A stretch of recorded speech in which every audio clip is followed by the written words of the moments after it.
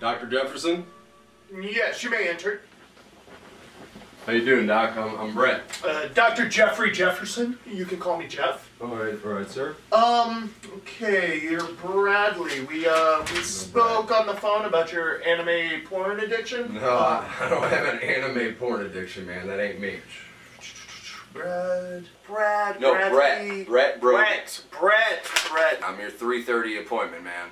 Brett, okay, okay, well, go ahead and make yourself comfortable. Just, lay your head right here. Go ahead and put your feet up. And You know what? I'll tell you honestly, Doc, I don't think I want to lay down. I really don't feel too comfortable laying on the couch like that. I mean, call me crazy, maybe I've seen too many horror movies and shit, but I'm laying here looking this way, telling you about how I was depantsed in 5th grade, and next thing I know, you're frickin' strangling me with piano wire from behind, so... If it's alright with you, I'm gonna sit down here, alright? I see. So what you're telling me is that this, incident in 5th grade, was it when you were depantsed? No,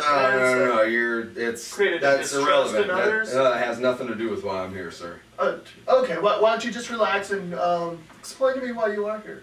Well, I lost my job, I lost my girl, and I lost my dog.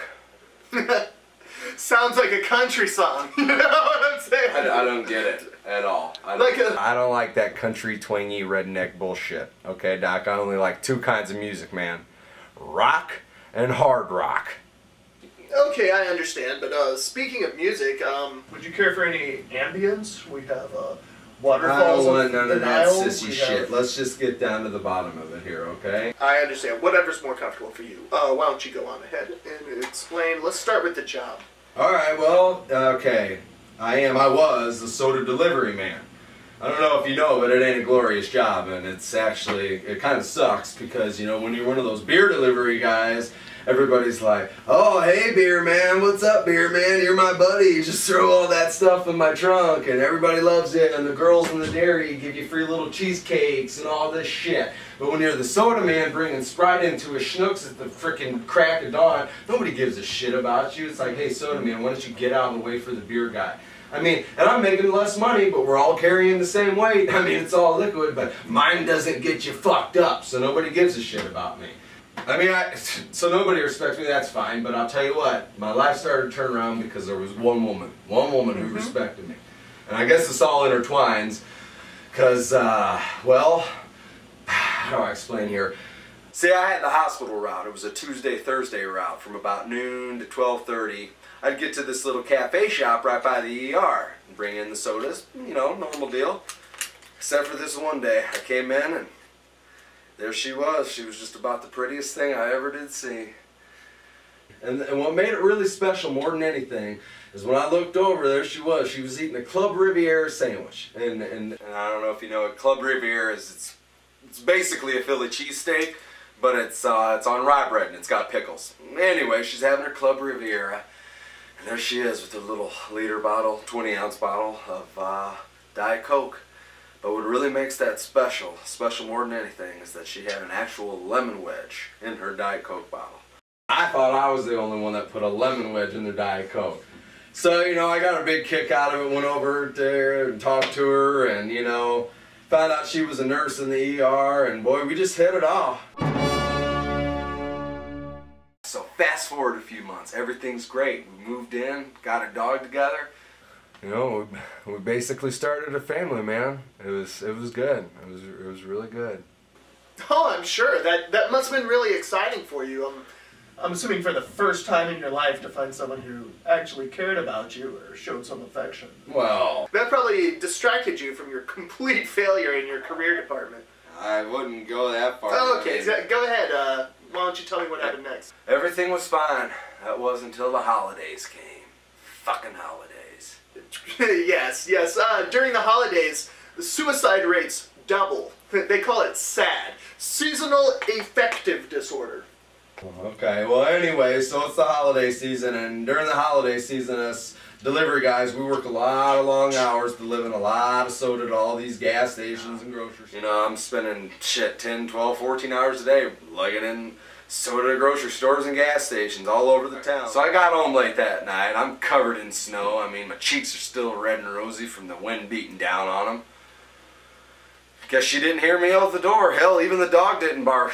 Came in the house and saw her there on the internet, looking on that fucking Facebook shit. And I look over her shoulder, she still don't hear me. Look over her shoulder and there she is texting, typing away, talking to some doctor guy, decent looking. So I asked her, I mean, what the fuck's going on? What's this shit? Who's this guy? And that's when she told me it's Dr. Kim. Dr. Kim. So is this a female doctor friend of hers, or is that an Asian name? No, that's what I thought. He's an American kid. USA born just like you or I. Here's the deal. He was adopted by an Asian couple. It's two Asian doctors. When he was an orphan, they adopted him and took him to all these third world countries and raised him to be this great kid that helps people. And I mean, shit, he's a good kid, I guess. That's it. That really is an amazing story. I mean, to have a biography like that at that age, it's how proud that guy must be. Now that's a true career, something that you could really put out there and be proud of. For he's helping other people. What a successful guy. Well, you know, maybe if I was raised by some, you know, Asian doctors, I would have been better too. You know, the only thing my dad ever taught me how to do was drink and smoke hard.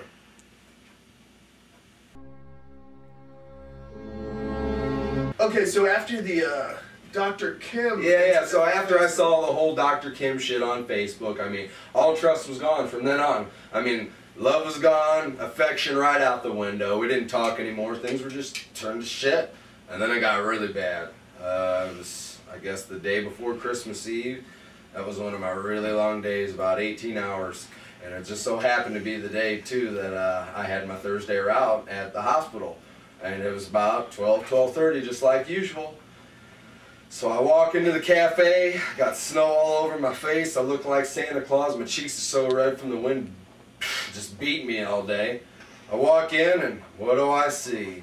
Sure as shit, there the two lovebirds are, sitting there eating their Club Rivieras, drinking their Diet Cokes with fucking lemon wedges in them.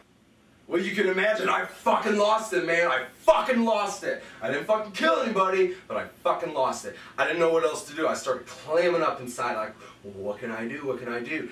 And the only thing I felt fit to do, the only thing that made any sense, I saw these sodas sitting in front of me, so I took two of these Sprites, pulled them out, started shaking the shit out of them, popped the tops, and then sprayed both of them with it. What, so you sprayed them, so then what happened? Turns out this fucking son of a bitch is some kind of black belt in jujitsu, kikitsu, fucked me up, kicked me in the fucking head so hard I fucking saw stars for 10 minutes, woke up to hospital security guards on my chest, damn taser in my face. Fuck! So, did you end up getting arrested for all of this? Or?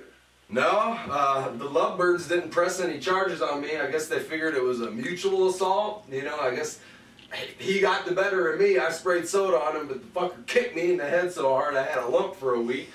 So I didn't get any charges pressed, but I guess you can imagine I was banned from the hospital that night. Well, the boss called me. Now I'm fired, of course. Okay, so then, now no job, no girl, what happened next? Well, I did what any real man would do. Found a cheap bar with cheap whiskey, and drank all night long with my best damn pal in the world. Misery. You sure you don't listen to country? I don't get it. Never mind. Go ahead. Alright, so I went home, shit-faced, ass in the wind, whatever you want to call it.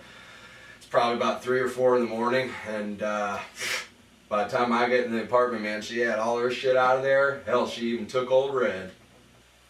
Red? That's the dog, right? Right. Okay, could you tell me what kind of dog was Red? He's a black lab. It's kinda... Okay, anyway, moving on. So here I am now, living in a storage unit on the bad end of town. It's all I can afford. It's just me and my candles and my rock and roll posters. Okay, so what are you here to see me about today? I guess what I'm really here for, Doc, is for you to give me just one reason. One good damn reason why I shouldn't go home tonight to my storage unit and swallow my fucking shotgun. Let me tell you, Brad. It's Brett. Brett Brogan. Yes, I understand. Depression is a completely reasonable and understandable reaction to the trauma you've been through. The trauma of knowing the only person who's probably ever will care about you is with somebody else who's much, much better, much more successful, better looking, has Well, I don't know about more that. financially stable. He's able to provide her with things, both physically and emotionally, that you never could. Physically and emotionally. Yes, you know, like, I'm sure you've thought about it with every thrust of his penis inside of her. He's giving her pleasure that she only dreamed about when she was with you. She's much happier now, and you should be happy for her. Because you can always look back on your life. For the rest of your life, you'll look back on that time as the pinnacle of your life. It's the pinnacle of any relationship you'll ever have. The best time of your life. She'll probably look back on that with shame. As something to be embarrassed about. You're feeling angry now, I understand. Fucking right. Anger is the next step after the denial. And pretty soon you'll be able to move on to acceptance of the fact that you're a complete loser and that everything in life has gone wrong and always will go wrong for you.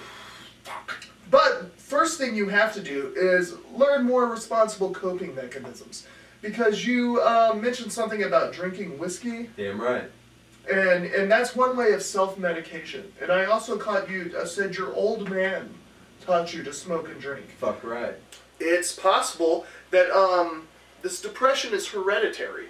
And that your father was using alcohol to self-medicate too. Fuck and that's, right. That's a very poor coping skills. It's much better to use psychopharmacology. And what I have to offer you is a new medication called xyphylotryl. Xyphilo what? Xyphylotryl. It's new on the market, and it can help you by regulating your endorphins.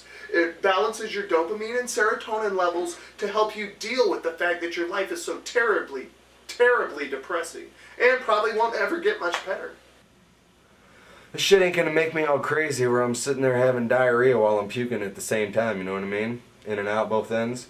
No, there are some side effects, including impotence and dry mouth and rectal bleeding, and I definitely wouldn't take this medication with alcohol because it will intensify the effects of alcohol and make it much, much cheaper to get drunk. So I'm going to go ahead and write you a prescription. Well, before you get too crazy, Doc, I mean, I don't really know how I'm gonna pay for this shit. I lost my job, I don't have insurance, so... Well, let me tell you, Brad, you don't have to worry about the price. See, you are the meek. And under this new administration, you'll be taken care of. Because the government can't count on people like you to take care of yourselves. You aren't strong enough. So the rest of the honest, hard-working citizens who actually contribute to society are willing to throw in some money to help take care of people like you, the parasitic leeches of society. So don't worry about the cost. You're covered. Well, I guess it's better than blowing my fucking brains out, huh? Oh, absolutely. It's better than blowing your brains out for you. I don't know the rest of society. But here, I'm going to go ahead and call in your prescription. Here's my card. And there's my office number, my cell number, and my home number. Do not ever call my home number. Office number, I'm not going to answer. Cell number, you'll get my voicemail, which is full. And I'll be out of the office for the next 3 weeks on sabbatical. So if you can't reach me, you can call Dr. Kirkenberger at his extension, and he probably won't get back to you either. If there's an emergency, go to the hospital. You can't go to the hospital, can you? You're out of luck there. But besides that, everything should be fine. So it's been a pleasure meeting you, and I wish you the best. All right, thanks, Doc.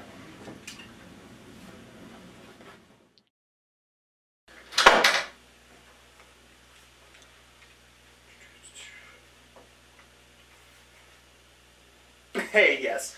I would like to talk to Jason Stramhud, CEO of Kimcom, the pharmacopsychology division. Hey, Jason. Dr. Jefferson here. Yes, I got one more person addicted to your amazing new medication.